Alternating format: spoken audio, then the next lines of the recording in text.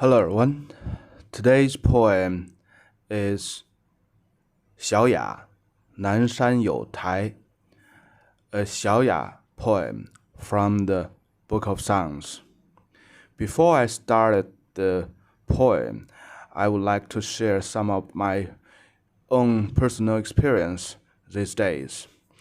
I just left Hong Kong for Zhuhai through the Hong Kong Macau Zhuhai Bridge, that mega bridge. I have been through that bridge for many times, and this time is quite special. Every 2 hours, a shuttle bus. Normally it's 5 minutes a shuttle bus, and even with that very few buses, 2 hours a bus, only 14 people in this shift. 4 goes to Macau, maybe 3, and 10 around 10 went to Zhuhai, and I was one of them. And it takes 3 more hours to clear everything through the border. The test for the COVID-19 and a lot of the paperworks. Normally, when I was past the border check, it's roughly 5 minutes, 10 minutes at most. And if you have an electric pass, it's just 10 seconds you'll go through. And this time, for 10 people, it takes roughly more than 3 hours to pass it. And now I was locked down in a roughly 2-star hotel, and everything looks okay. And I have 2 tests, COVID-19 tests already. One on the border, and the other when I arrived the hotel the next day. And I will spend 14 days in this small room. So I have buy a lot. For God's sake, it's in China. I can buy everything online. The hotel would not serve the food, so you need to buy everything online. And it's so much of variety of foods that I even think I can enjoy a better daily dishes. Compare that to Hong Kong, and I bought snacks. I even bought a yoga mat, yoga bricks for exercise. The only shortcoming I can think of for now is you can never buy a drink or alcohol. Any drinks with alcohol. So that's the only requirement during the 14 days quarantine time. And if you have any recommendation or suggestions how to manage to live through these 14 days, you are welcome. I'll be very glad to hear about that. And for now, it's the second days of the lockdown. So far, so good. I enjoy foods, and I spend times to reading and make this video, and I also do some exercise. Okay, let's get back to this poem, 南山有台. The title is a little bit confusing. I will talk it later in the poem explanations. And basically this poem is very, very simple poem, but it established so many lucky words, wish words. It's a poem, it's a song, anthem song for the Lord, to pray, to make good wishes for the Lord. It's quite similar to another poem in Zhou the Zhou Wind. The title is Jiu Wood. So basically the writing techniques, the vocabularies, or the the whole poem's almost quite similar, I should say, but the difference is this poem is much more complicated, and it created so many different vocabularies, and which is also very popular in today's life. Whenever you want to make some good wishes to other people, to elder peoples, to senior peoples, we use almost the 100% same vocabularies in this poem, from this poem, to make the wishes. So be careful, pay 100% attention to the vocabularies in these poems. The meaning is quite simple. It's very simple. It's all praising, wishes, praise to the Lord. 南山有台，北山有来. So you can see the title actually comes from the first sentence, 南山有台. The general explanation for this sentence is in the South Mountain there's some grass, a type of grass called as Tai, and in the North Mountain there's a sort of grass so called as Lai. So this has some of the reasons, because in the following paragraph, the first pair of sentences is with the same sentence pattern, and it all talk about two type of woods. But there also is a problem with the first sentence. In the first paragraph is the other four paragraphs with the same sentence pattern. They are all talking about woods, but not grass. Why they talk about grass in the first sentence? And one more question is we can see distinguish it's a grass or it's a wood by the character. Just check the radical. Of course, we should check the very original form, or at least the traditional characters. But in the first sentence, 南山有台, there's many poems in the Book of Songs have this word, 台, but it cannot be explained by the character as a grass, and neither from its meanings in other poems in the Book of Songs. Normally it means a high-rise platform. So if we explain the sentence this way, it also can explain itself. In the South Mountains, high above, there's a big platform. So normally the platform is a place to look far from, normally for two purposes. The first thing first is for the political or military purpose, to look to the sky, to the stars, so you can decide the calendar. You can figure out the calendars. Also, you can interpret the fate of the country from the stars, from the sun, the movement of stars or movement of suns. So that's one of the very fundamental philosophy for the ancient China. The other is if you have a military things, you put up a flag, and that's the place to do the military exercise or summon all the soldiers. So that's also one of the very fundamental purpose for this place, a high-rise platform. And also some lords make this for the entertainment, to look to the scenic views and have entertainments, dancing with beauties, or drinkings.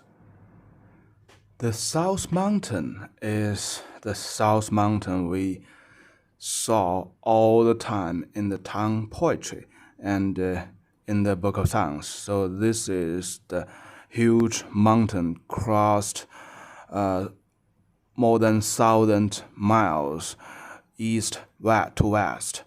And this is a separation mountain of the North China and South China. So this is a very, very significant and the most distinguishable mountains for the Zhou people.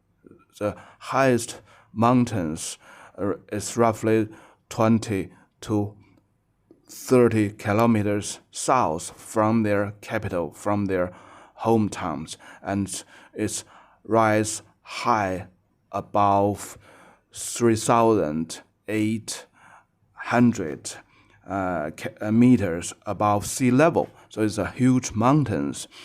And the North Mountain basically is much near 10 kilometers or even 5 kilometers north to their towns. And it's a much lower mountain, but it's also a quite long mountains from the east to west across all the places in Shanxi province today. So the highest mountains is not more than 1,200 meters above sea level. And basically, in this area, the plan is roughly 500 meters above sea level. So you can feel how the two mountains looks like for the Zhou people. So in the north, quite near, but it's much a lower mountain in their north. But it crawls from the east to west and endlessly from their point from the eyesight. This point is endlessly, and the south mountain is a little bit far from, but it's a huge mountain. It's 3,800 meters above sea level. It's huge mountains. So you can see there's a very, very fundamental concept, philosophy, that the mountain is the nearest place to the heaven. So the heaven is everything for Zhou people. Though the mountains, the huge mountains, the very high mountains gave the meanings or very closely associated with the heaven, with the God. So that's why the 5 sacred mountains comes from. So they are the 5 mountains in the 4 directions and one in the center, which are the most close to the heaven, or in other words, the highest mount in this area, in the east, in the west, in the north, in the south, in the center. These 5 mountains are the most high mountains in this place, in these areas. So this is the place resembles the heaven. So with all those background, when we look back to the first sentence, 南山有台，北山有莱. So it's also made me think of the South Mountain resembles the heaven, and that's the place. If there's a platform, that's the place to pray to the heaven. And normally for the Zhou people, they also pray to their ancestors together with the heaven. And the North Mountain is much lower mountains. There's grasses. From the character, we know Lai is type of grasses. And we can see a lot of the poems in Zhou Wind and Xiao Wind. The grasses, some specific grasses is the offering to their ancestors, to the God, when they make their praying, when they do the ceremony. With all these backgrounds, I have a very strong feeling that the South Mountain is the metaphor for the heaven and the ancestors of the Zhou kingdom. The platform, the character Tai, is the place to make their pray, or it's a place to pray for the heaven, for the ancestors. And the North Mountain Beishan is the metaphor for the small laws of Zhou and the vast majority of people in the Zhou counties. And the grass Lai is the offering for the ceremony to make their offering to the heaven, to the ancestors. So this is a vivid picture of the Zhou society. The king of the Zhou and the heaven are together, like the South Mountain is high above, and the small lords and the normal people are the lower mountains, and they need to offer their best stuffs to the king and make their praying. 乐之君子，邦家之基。Let's entertain this Lord with music. Let's pray for this Lord. He is the foundation of this country. He is the foundation of this state. Now it comes to the subject, praising, make good wishes for the Lord. And this is identical. The first sentence, 乐之君子, identical with the Zhou Wind, 鸠木, 乐之君子. So this is a very almost could be an idiom sentence in the Zhou dynasty. It has two meanings. 乐 used the music to entertain this Lord. 之 to pray for this Lord. And the 之 has two origins in the ancient China, the character, I mean. One is the measure word, one piece of, two piece of. The other actually is, I do believe, is from Zhu. You can see the very original writings of this character. 之 is just like something is talking with the God, or something is talking some of the foresight things or foretelling some things. So this is quite similar to the English word which, and normally in China, Asian China, is a female as well.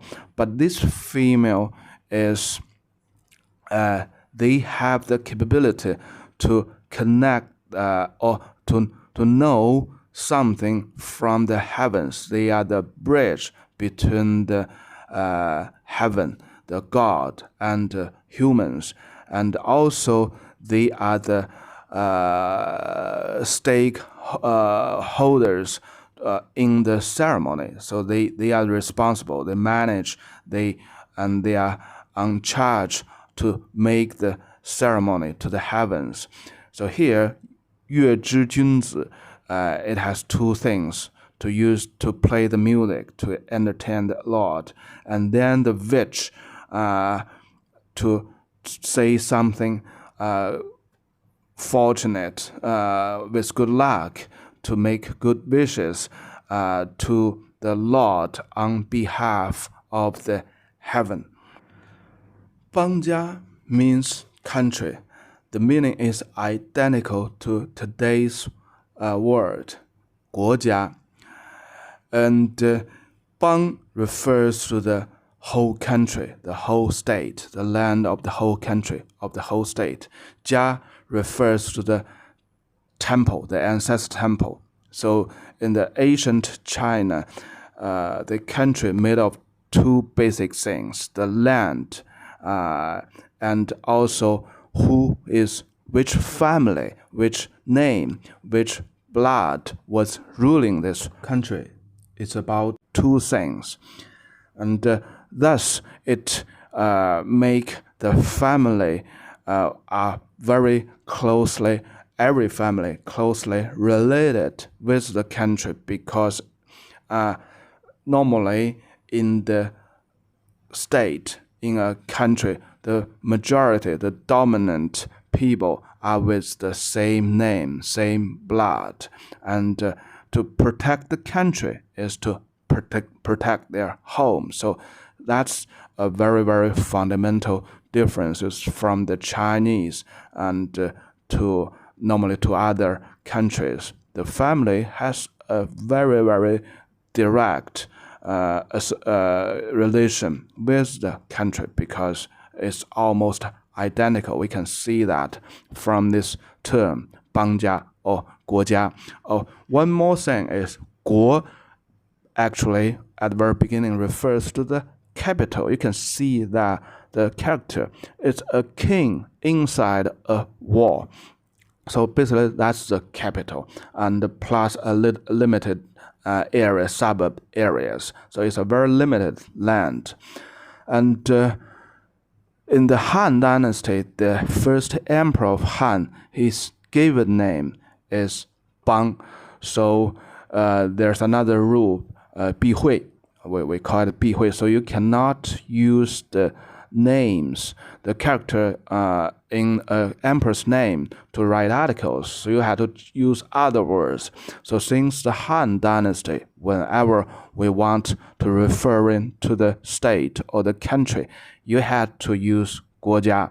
So only when you read the pre-Qin Dynasty literatures, you could see this term, 邦家. And this also is a proof that the Book of Songs, it's the integrity and the history of it, because this term 邦家 is a very, very old ancient term before the Han Dynasty. 乐之君子，万寿无期. Let's entertain and pray for this Lord. Let's wish him have 10,000 lives without a date of ending. So 寿 means a life, one life. So the wish words is let's hope he has 10,000 lives. And 期 means a date. So there's no date of reaching his last life. Now we have finished the first paragraph. The following paragraphs basically is almost identical to this poem, but some of the wish words. And in the first paragraph, there's only one thing is very special. The first sentence, 南山有台. So I think there's so many arguments here. I have raised one of my arguments. The character, it tells us it's not a grass like the normal explanations. And also, there's this character is not appears in many other poems. It means the platform, and also the meaning of the South Mountain. It's a very, very special mountain. It has its own significance for the Zhou people, and even till the Tang Dynasty. Whenever we thought about Nanshan, Zhongnanshan, the South Mountain, is something you always feel something different with this South Mountain. Okay, the second paragraph. 南山有桑，北山有杨. In the South Mountain, there's trees of sang. In the North Mountains, there's trees of yang. 乐之君子，邦家之光. Let's entertain and pray for this Lord. He is the light of this country, of this state. 乐之君子，万寿无疆. Let's entertain and pray for this Lord.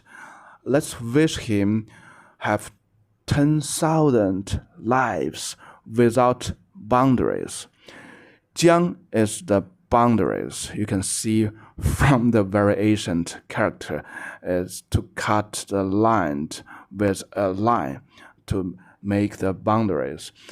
And the first two paragraphs, you can see the time and space is something similar. And this is a very important concept for the Zhou people. The first paragraph, the last sentence, 万寿无期, there's no ending date. So this is about time. And in the second paragraph, the last sentence, 万寿无疆, there's not a boundary of his life. This is a space. This is the dimension. So you can see the Zhou people, they feel or they even know something that the time and the space are so closely related, or they could be even treated somewhat the same thing or a very, very similar things. This is way too earlier than Mr. Einstein. So that's the Zhou people. Okay, the third paragraph. 南山有起，北山有里. And then on the South Mountain, there's trees of qi, and in the North Mountains, there's trees of li. Qi is a wood, not a grass. So normally the modern Chinese are very familiar with gou qi. You can see gou in the last paragraph, the first sentence. So we are very familiar with this gou qi character. It's a grass. It's the fruit of a grass. But as far as this is a very ancient literature, the meaning of the character are very originals. As far as we can see, the radicals of all these trees are woods. So they are big woods. They are not grass. So actually, there's so many plants or even some of the animals, insects, we are not quite sure about what type of species they are. But we know from the radical, we know it's wood or it's grass or bamboo. So the Chinese make the bamboo a different radical. And okay, that's the first sentence. The second sentence, 乐之君子，民之父母. Let's entertain, pray for our Lord. He is the parent of the people. So you can see the concept we have discussed, the country and the family. So the people in the state, in the country, they considered the Lord as their parents. And of course, on the contrary, the Lord consider all the people under him are his sons and daughters. Okay, the third sentence, 乐之君子，德音不已.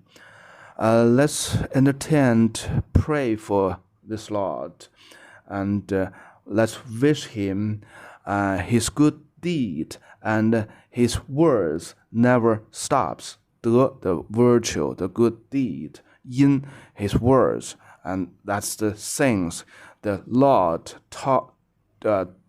told us, and that's the rules the Lord put on us in this country. So this is telling the two things. The people are so living a very good life. So they are so satisfied with the Lord, and they are very happy to accept the words, the rules, the laws, the regulations from the Lord.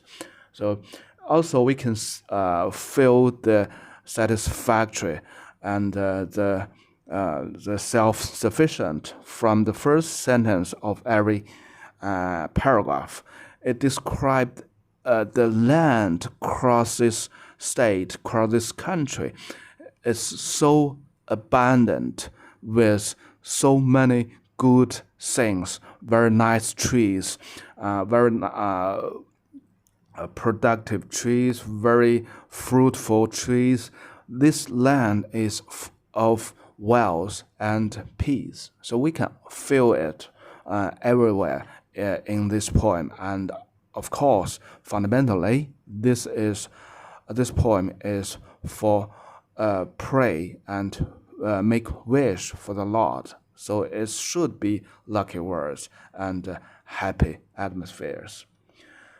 Okay, the fourth paragraph. 南山有考，北山有丑. So in the South Mountain, there's tree of Kao. We don't know this tree. In the North Mountain, there's tree of Zhou. Still, we don't know very precisely what type of tree it is. 乐之君子，侠不没寿. Let's entertain and pray for this Lord, and let's wish him would never reach old. 侠 means for long, for very, very long time, or never. 没寿, actually, there's some arguments, or we are not quite sure about how the character came from, but generally speaking, it refers a very, very old age in some stage, very, very old, and something associated with the eyebrow. And the very general thinking is in the very, very old age, the eyebrow became much longer and turns white, and maybe the ancient Chinese call that age or that stage as 没寿. So 乐之君子，侠不没寿 actually means we wish you always have a nice looks young, and you never reach that stage of 没寿, that your eyebrow became longer, much longer, and turns white, looks like an old man. 乐之君子，德音世貌. And let's entertain, pray for this Lord, and we wish your virtue, your good deed, your words to us are always plenty of, are always abundant. So this means we are so happy to hear your words. Please keep talking to us and keep your nice rulings with us. Okay, the last paragraph. 南山有狗，北山有鱼. On the South Mountain, there's trees of Go. In the North Mountain, there's trees of Yu. We don't quite sure what type of tree it is. So, 乐之君子，侠不还狗. Let's entertain and pray for this Lord, and let's wish him never getting such old. 黄狗 basically means his hair turns yellow, and the 狗 means old from the general explanations. But we can actually find the meaning of 狗 by ourselves. In two other poems in the Book of Songs, they have the sentence 黄狗抬背, and also we have 黄发抬背. So you can see here 狗 basically means hair, and 抬背 very likely my personal opinion is the humpback. So 抬 still refers that the horizontal platform, high-rise horizontal platform. So the humpback it could be so called as 抬背 by the Zhou people. The last sentence, 乐之君子，保爱而后. Let's entertain to pray for this Lord, and let's wish him to safeguard, to catering, to feed your descendants. 保 safeguard, 爱 catering, feed, 而 you. So here it refers to the Lord, because this song was was singing for the Lord. The Lord was hearing, and so when I sing this song, the you means to the Lord, because the Lord is hearing this song. So that's what the meaning of 而后 who is the descendants, your sons and your daughters, your grandson, your granddaughters. So also here reflects that the people within the country, they treat themselves as the descendants of the Lord. Okay, we have finished this simple poem. The fourth and the last sentence in each paragraph, they are all the pray words. They are the pray sentence. And more than half of them are still quite popular in today, popular used in today's life, like 邦家之基，万寿无期；邦家之光，万寿无疆；民之父母，德音不已。德音师貌。So you can still use this sentence in today's life to pray, to wish good luck for other people, normally the senior or elder people.